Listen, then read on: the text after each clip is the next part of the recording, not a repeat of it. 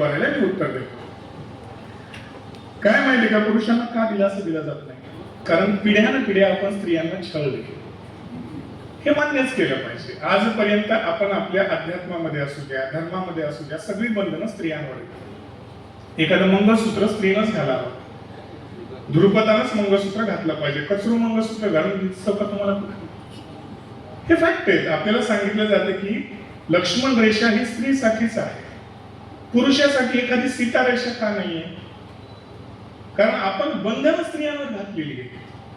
आजपर्यंत जी काही निर्णय घेतलेले आहेत ती स्त्रीला आपण कमी सोय, इव्हन लग्नाच्या बाबतीत सुद्धा तिचं शिक्षण कमी पाहिजे, तिची हाईट कमी पाहिजे. कशामुळे? कुठेही आपल्याला तिला हीन दाखवायची एकही संधी आपण सोडत नाही. साधी महिला एखाद्या मोठ्या पदावर गेली तर आपण बोलताना सहज बोलून जातो, अधिकारी कसं आहे राव, पण पुरुष राव, महिला अधिकारी राव नाही बाबा. का राव नाही? ही जी आपली स्त्रियांच्या बाबतीत पिढ्यानपिढ्या म्हणजे भूतकाळापासून जे काही आपण भेदभाव करत आलो त्याचा हा दुष्परिणाम आहे.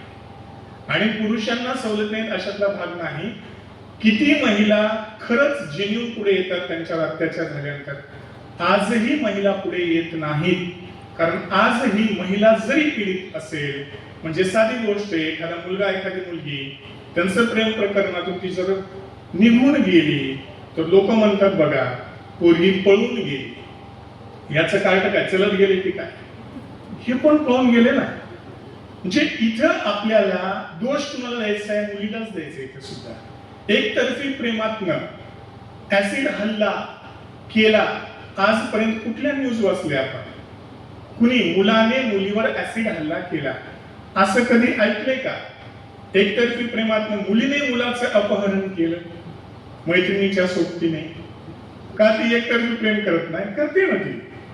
मग यानं एकतर्फी प्रेम, इव्हन शर्ट किंवा कपडे घालण्यावर सुद्धा म्हणजे काही तर महाभाग असे आहेत की बलात्कार हे मुली काहीतरी कपडे विचित्र घालतात म्हणून होतात, आणि 3 वर्षाच्या लेकरावर आणि 80 वर्षाच्या म्हातारीवर बलात्कार होतात. तिथं कुठं कपडे असतात? तुम्ही त्या स्त्रियांनी कसे कपडे घालावे त्याच्यापेक्षा तुमचे हे जे बेन आहे त्यांना कसं वागावं हे त्याला समजून सांगा. शिवरायांचा आपण इतिहास सांगतो.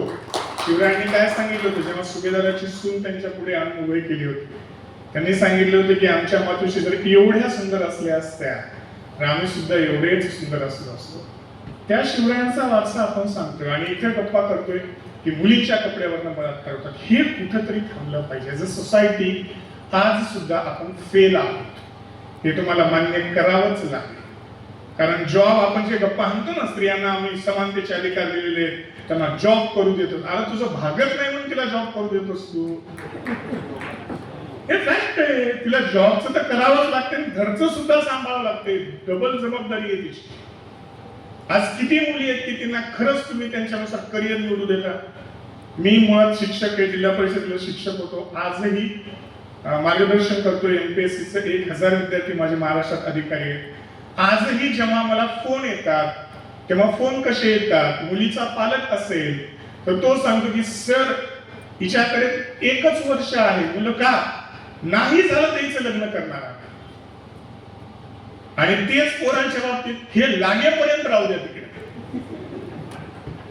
आणि आता तसं झालंयच म्हणा. आता तर तुम्हाला सांगतो ना, आता मुलांचे दिवस संपलेत, मुलींचे दिवस आलेत. आता आपलं झालं म्हणून खूप चांगलं झालं. आपण मुली बघायला गेलो होतो, आता मुली मुलांना बघायला येतील. नाव काय? रमेश. शिक्षण काय? BA. स्वयंपाक येतो का? दोघाचाच. नोकरी करायची आहे का? तुम्ही म्हणला तर करतो. गाणं म्हणून दाखव, अच्छा शिल्ला दिया तुझे मेरे को. हे दिवस येणार आहे. आता हुंडा संपला विषय. प्रत्येक गावात 100 टोळके असे आहेत. त्याला जर सांगितलं की तुझं लग्न होणार आहे, 2 मिनिटात तयार होईल, 1.5 मिनिटात तयार होते ते लग्न होणार आहे. हा फॅक्ट आहे. हे का फॅक्ट आहे म्हणजे 10 वर्षापूर्वी जे आपण पुण्यकर्म केले ना, कशाचं? गर्भपाताचं. त्याच्यामुळे आज अशा केसेस आहेत. पागल झालीत पोरं, पागल. लग्नच नाही म्हणून सरकार कुंभमेळा मोठ्या स्वरूपात घ्यायले. ते कारण हे तिकडं तरी बेने जावं त्याच्यामुळेच आहे ना. ह्या कशामुळे झालाय? स्त्रियांकडे पाहण्याचा आपला हेतू लिटरली सांगतो की चुकीचा आहे, तो बदलावा. कायदा काय सांगतो माहिती का की, आणि त्याच्यात त्यांनी सांगितलंय खोटी तक्रार केली असेल तर तुम्ही तिच्यावर गुन्हा दाखल करू शकता, तिला सुद्धा तेवढीच शिक्षा आहे. त्यामुळे पुरुषांना सवलत मिळत नाही, पुरुषांवर सर्रास आरोप केले जातात असं नाही. ठीक आहे ठीक आहे ठीक आहे ठीक आहे मॅडम. Okay okay. काहीतरी महत्वाचं काम असेल, शुगर वगैरे असेल तर जाऊ.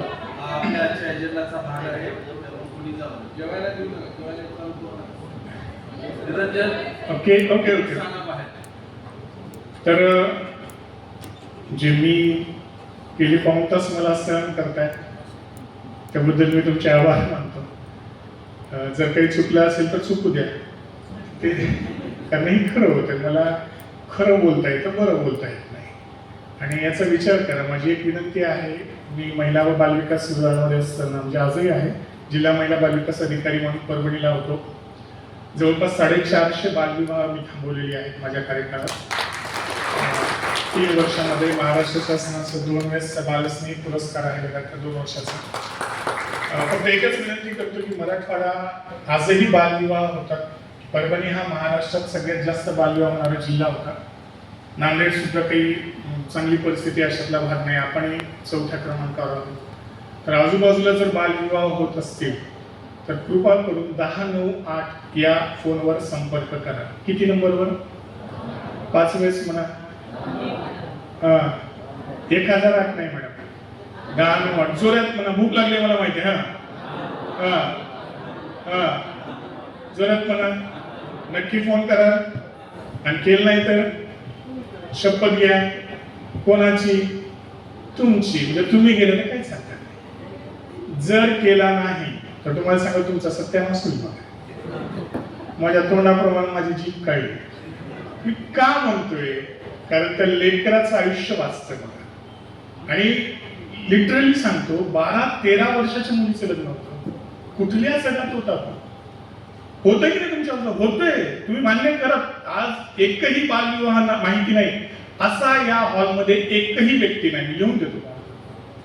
सगळ्याच्या आयुष्यात एक तरी बालविवाह माहिती आहे त्याला, किंवा काही जणांचे बालविवाह झालेत सुद्धा.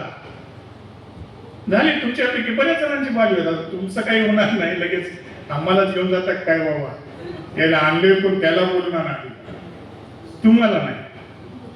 आता जे बालविवाह होत आहे, तुमचा एक फोन त्या लेकराचं आयुष्य वाचू शकतो.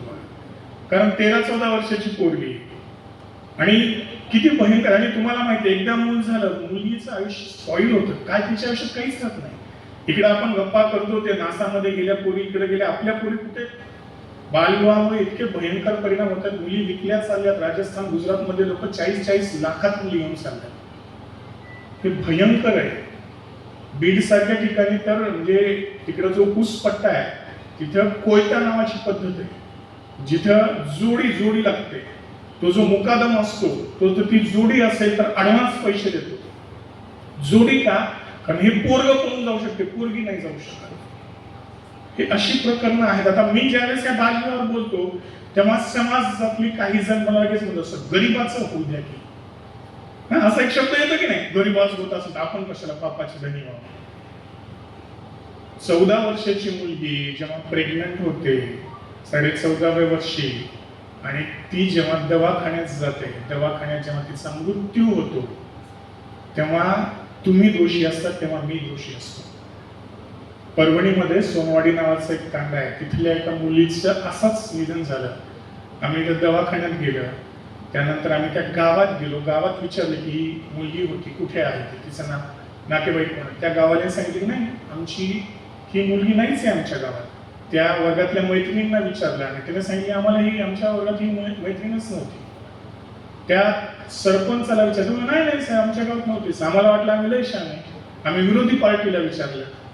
ते मला साहेब राजकारणाच्या जागी, आता गावाच्या जागी. असा हाणला पाहिजे की नाही? ती म्हणा नाही मला पोरगी नव्हतीच. मला शेवटी नाविलाजानं आम्हाला आई वडिलांना विचारावं लागलं. आई वडिलांनी सांगितलं की आम्हाला ही मुलगीच नव्हती. जेव्हा लेकरू पुढचा गोळा काही गोळा म्हणतो आपण, ती मुलगी जी आज स्वर्गात आहे, तिच्या पोटातलं पोर तर तिला विचारत असेल ना की आई तू बालविवाह केलास, तुझा दोष आहे, माझा दोष काय, मला तुम्ही जग बघू दिलं नाही. आणि त्याला कारणीभूत आपणच आहोत. आपण काय करतो माहिती का, की कायदे राखले पाहिजेत, समाज सुधारला पाहिजे. सुधारावा कोण? मी नाही, बाजूच्या. म्हणजे बाल कामगाराविषयी पोट तिडकीनं बोलतो आपण. आणि हॉटेलमध्ये बसल्यानंतर ह्या ज्या रसवंत्या आहेत, हे चहा टपरीवाले आहेत, त्याला जोड्यात छोटू एक कप लाना असं म्हणणारा कोण आहे? मीच आहे ना. त्या मालकाला विचारतो का तुम्ही याचं वय किती आहे? साधा प्रश्न विचार, याचं वय किती आहे? हादरून जात आहे ते. त्याला सांगायचं 18च्या खालचं ठेवायचं नाही, ठेवलास की बघ उद्या येऊन तुझं शटर बंद होईल. एवढं म्हणा सोसायटी म्हणून आपलं काय करतो, त्याला गुलामा चढवतो. कारण आपली नाकामी आहे. आपल्याला म्हणायचं असं नाही, ते घर सांभाळते. तुम्हाला माहिती आहे त्याला किती रुपये भेटतात? त्याचे 50 रुपये भेटतात दिवसाचे. आणि ते पण कुठं काम करते? ते उकळता चहा असतो. तुम्ही इमॅजिन करा तुमचं लेकरू तिथं थांबले, किती भयंकर हॅरॅसमेंट असते.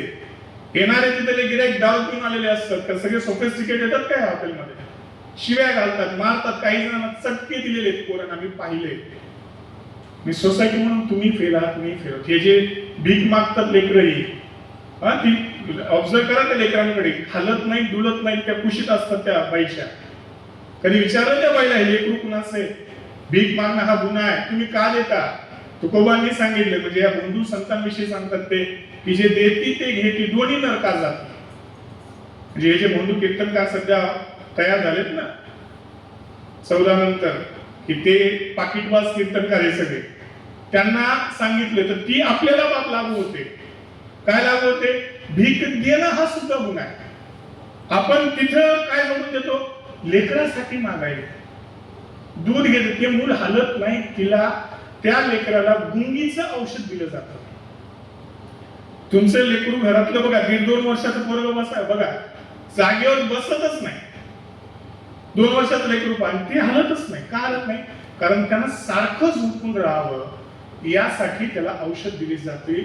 ही मुलं चोरल्या जातात भीक मागण्यासाठी. जे आपल्याला स्लमडॉग मिलेनियम मध्ये दाखवलं होतं, हात तोडता डोळे काढाय, खरं आहे का? हे खरं आहे. हा बिझनेस आहे. हा बिझनेस का चालतो?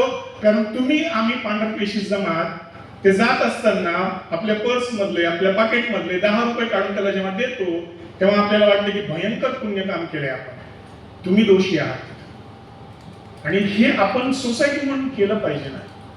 बालविवाह होतोय तर 10-9-8 फोन करा. तुमचं नाव येत नाही, काहीच येत नाही. समोरचं नाव सुद्धा विचारणार नाही. विचारलं नाव तुम्हाला, सांगा शाहरुख खान बोलायला तुला काय करायचं, लिह कंप्लेंट. तुम्हाला विचारलं, तुम्ही सांगा हेमा मालिनी बोलायला, लिह कंप्लेंट. नाव विचारत नाही. आणि बऱ्याच वेळेस आपल्याला भीती काय वाटते की गुन्हा दाखल झाला म्हणजे लगेच घेऊन जातात काय तर कंप्लेंट केले. असं नाही होत. कारण आपल्याच ओळखीतला कोणीतरी असतो. आमचे लोक येऊन त्याला समजून सांगतात की बाबा रे असं असं तू लग्न करू नको.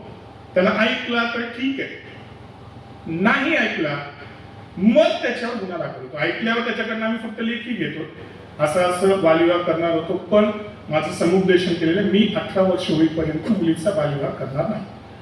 मला तुमच्या डोक्यात एक असेल की सगळ्या गरिबांचा कोण सांभाळ करावं, तर महाराष्ट्र शासनाचा महिला व बाल विकास विभाग लेकरांच्या 21 वर्षापर्यंत सर्व सुविधा मोफत देते. त्यांचं राहणं, खाणं, शिक्षण आणि फार सुंदर फॅसिलिटीज आहेत. आपण गरिबी या नावाखाली हे सगळे जे सोसायटीतले दोष आहेत ना ते स्वीकारत चाललो. मग बालविवाहाच्या बाबतीत आपण सगळ्यांनी मिळून जर हे केलं तर खूप चांगल्या गोष्टी होतील.